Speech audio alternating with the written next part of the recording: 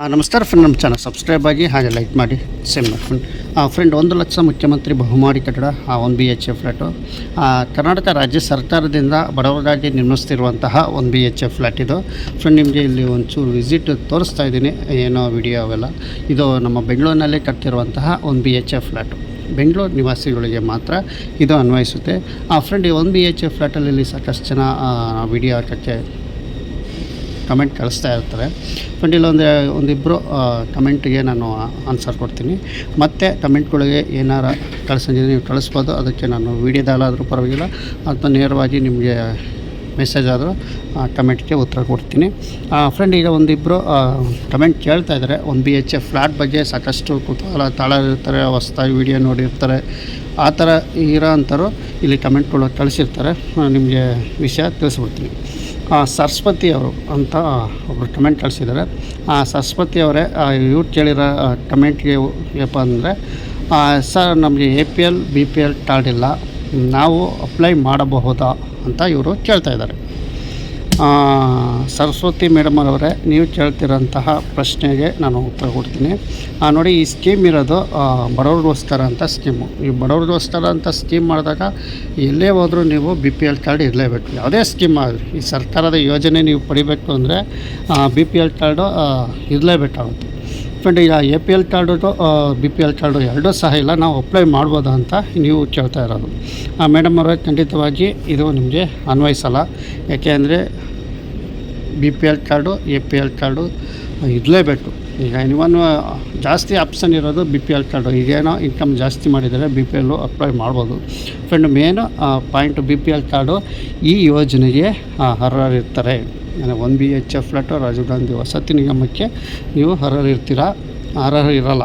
1 BHK ಫ್ಲ್ಯಾಟ್ಗೆ ನೀವು ಇದು apply ಮಾಡೋಕ್ಕಾಗಲ್ಲ. 1 BHK ಫ್ಲ್ಯಾಟ್ಗೆ ನೀವು ಅಪ್ಲೈ ಮಾಡೋಕ್ಕಾಗಲ್ಲ. ನೀವು ಅಪ್ಲೈ ಮಾಡಬೇಕು ಅಂದರೆ 2 BHK ಫ್ಲ್ಯಾಟ್ಗೆ ಇತ್ತೀಚೆಗೆ 2 BHK ಫ್ಲ್ಯಾಟ್ ನೀವು ಬೇಕಾದ್ರೆ ಹರಾಜ್ನಲ್ಲಿ ತಗೊಬೋದು. ಈಗ ಇತ್ತೀಚೆಗೆ ಆಪ್ಷನ್ ಆ ಥರ ಬಿಟ್ಟಿದ್ದಾರೆ. ಮುಂಚೆನೂ ಅದು BPL ಕಾರ್ಡ್ ಇತ್ತು, ಅದಕ್ಕೂ ಸಹ ಈಗ ಕ್ಯಾನ್ಸಲ್ ಮಾಡಿ ನಾವು 2 BHK ಫ್ಲ್ಯಾಟ್ಗೆ ನೀವೇನಾದ್ರು ತಾಳಂಗಿದ್ರೆ, ನಿಮ್ಮ ಹತ್ರ ಅಷ್ಟು ಅಮೌಂಟ್ ಇದ್ದರೆ ನೀವು ಹರಾಜಲ್ಲಿ ನೀವು ತಗೊಬೋದು. ಅದು ಜನವರಿಯಲ್ಲಿ ಓಪನ್ ಆಗುತ್ತೆ. ಇನ್ನು ಡೇಟ್ ಕನ್ಫರ್ಮ್ ಆಗಿಲ್ಲ. ಜನವರಿ ತಿಂಗಳಲ್ಲಿ ಈ ಹರಾಜ್ನಲ್ಲಿ ನಿಮಗೆ ಬಿಡ್ತಾರೆ. ಮಿನಿಮಮ್ ಸರ್ಕಾರ ಬಿಟ್ಟು 18 ಲಕ್ಷದಿಂದ ಜಾಸ್ತಿ ಅಂತ ತಿಳಿಸ್ತಾ ಇದ್ದಾರೆ. ಹರಾಜಲ್ಲಿ ನಿಮಗೆ ತಿಳಿಸ್ತಾರೆ. ನಮ್ಮ ಯೂಟ್ಯೂಬ್ ಚಾನಲ್ ವಿಸಿಟ್ ಮಾಡ್ತಾಯಿರಿ, ನಾನು ಅದ್ರ ಬಗ್ಗೆ ಸಂಪೂರ್ಣವಾಗಿ ಡೇಟ್ ಬಂದಾಗ ನಿಮಗೆ ತಿಳಿಸ್ಕೊಡ್ತೀನಿ ಅಂತಲೇ ಹೇಳ್ತೀನಿ. ಸರಸ್ವತಿ ಅವರೇ, ನೀವು ಹೇಳಿದಂಗೆ 1 BHK ಫ್ಲ್ಯಾಟ್ಗೆ BPL ಕಾರ್ಡು APL ಕಾರ್ಡ್ ಇಲ್ಲದಾಗೆ ನೀವು ಅಪ್ಲೈ ಮಾಡೋಕ್ಕಲ್ಲ.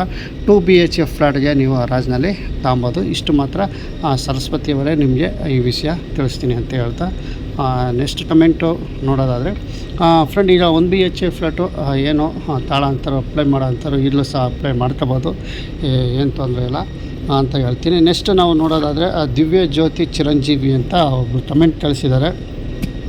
ಇವರು ಏನಪ್ಪ ಕಮೆಂಟ್ ಕಳಿಸಿದ್ದಾರೆ ಅಂತ ನಿಮಗೆ ತಿಳಿಸ್ತೀನಿ ನೋಡಿ ಫ್ರೆಂಡ್. ಈಗ ದಿವ್ಯ ಜ್ಯೋತಿ ಚಿರಂಜೀವಿ ಅವರೇ, ನೀವು ಕೇಳಿರೋಂಥ ಪ್ರಶ್ನೆ, ಸರ್ ನಮ್ಮದು ಲೋನ್ ಇದ್ದರೆ ಆಲ್ರೆಡಿ ಮತ್ತೆ ಲೋನ್ ಕೊಡ್ತಾರಾ ಅಂತ ಕೇಳ್ತಾರೆ.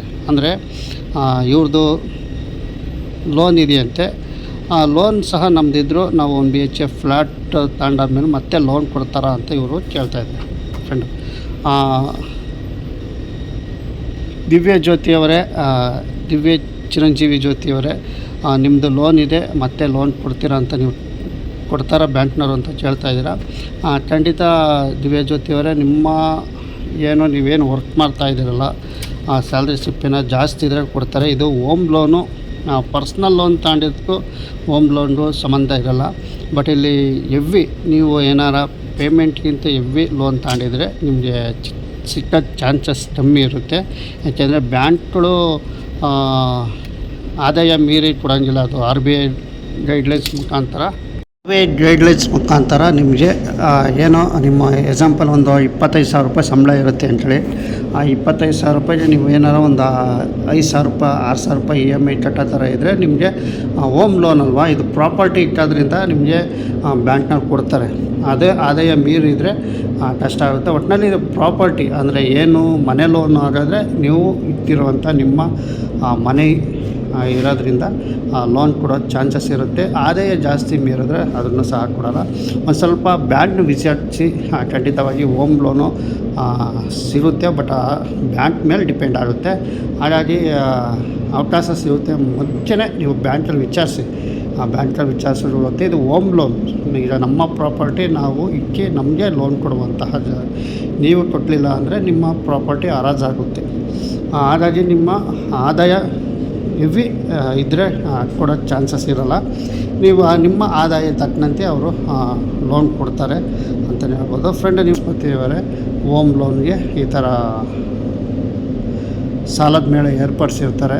ಅರ್ಜಿ ಸಲ್ಲೇ ಸಾಲದ ಮೇಳ ಏರ್ಪಡಿಸಿದ್ರೆ ಅವರು ಒಂದು ಸ್ವಲ್ಪ ನೀವು ವಿಸಿಟ್ ಮಾಡಿ ನೀವು ಕೇಳ್ಬೋದು. ಅಥವಾ ನಿಮ್ಮ ಪ್ರೈವೇಟ್ ಬ್ಯಾಂಕ್ಗಳು ನಿಮ್ಮ ಹತ್ತಿರ ಇರುವಂತಹ ಬ್ಯಾಂಕ್ಗಳಲ್ಲೇ ಸುಮ್ಮನೆ ಹಿಂಗೆ ಸಾಲ ಇದೆ, ನಾವು ಮನೆ ಲೋನ್ ಕೊಡ್ತೀರಾ ಅಂತ ಕೇಳಿ ನಿಮಗೆ ಈ ಪ್ರೈವೇಟಲ್ಲಿ ಕೊಡೋಲ್ಲ, ನಿಮ್ಮ ಖಾಸಗಿಯಾಗಿ ನೀವು ಕೇಳ್ಕೊಬೋದು. ನಿಮಗೆ ವಿಚಾರ ತಿಳ್ಕೊಬೇಕು ಅಂದರೆ ನೀವು ಕೇಳ್ಕೊಂಡು ವಿಚಾರಿಸ್ಕೊಬೋದು. ಬಟ್ ನಿಮಗೆ ಲೋನ್ ಬೇಕು ಅಂದರೆ ಇಲ್ಲಿ ಸಾಲದ ಏನು RGS ರಾಜೀವ್ ಗಾಂಧಿ ವಸತಿ ನಿಗಮದವರು ಏನು ಬ್ಯಾಂಕ್ಗಳು ಲಿಸ್ಟ್ ಮಾಡಿರ್ತಾರೆ ಆ ಬ್ಯಾಂಕಲ್ಲೇ ನೀವು ತಗೊಬೇಕು, ಹೊರಗಡೆ ಇಲ್ಲ. ಬಟ್ ಕೇಳೋ ರೀತಿ ನೀವು ಕೇಳ್ಬೋದು, ಅಲ್ಲೇ ಬ್ಯಾಂಕ್ನವ್ರಿಗೆ ವಿಚಾರಿಸಿ.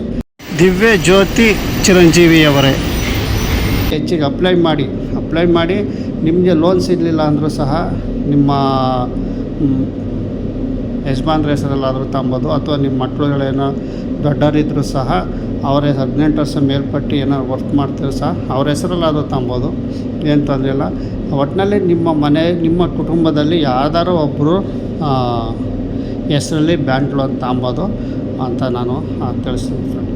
ಇರುವಂತಹ ಸಾಕಷ್ಟು ಕಮೆಂಟ್ಗಳು ಬರ್ತಾ ಇದ್ದಾವೆ. ಈ ಕಮೆಂಟಿಗೆ ನೆಕ್ಸ್ಟ್ ನಾನು ಆನ್ಸರ್ ಕೊಡ್ತೀನಿ ಅಂತ ಹೇಳ್ತಾ ವಿಡಿಯೋ ಮುಗಿಸ್ತಾ ಇದ್ದೀನಿ.